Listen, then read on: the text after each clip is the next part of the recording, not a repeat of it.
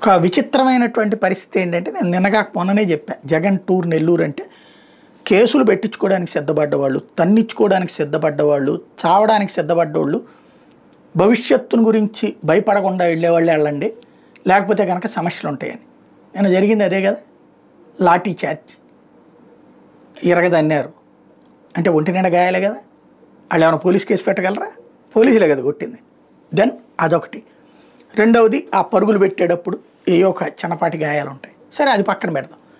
ప్రభుత్వం వైపు నుండి వచ్చే ఒత్తిడి అయితే ఇది లాఠీ చార్జ్. రెండవది, నల్లపరెడ్డి ప్రసన్న కుమార్ రెడ్డి కానిస్టేబుల్ని తోసేశారు, అతనికి గాయమైంది అన్నటువంటి కారణంగా ఒక కేసు, అతనితో పాటు అతని అనుచరుల మీద మరొక 2 కేసులు, మరో 2 మీద కేసులు.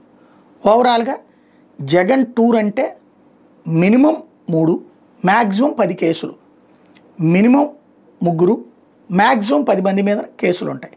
ఇప్పటిదాకా ఈ 14 నెలల్లో సాధించిన ప్రగతి అది.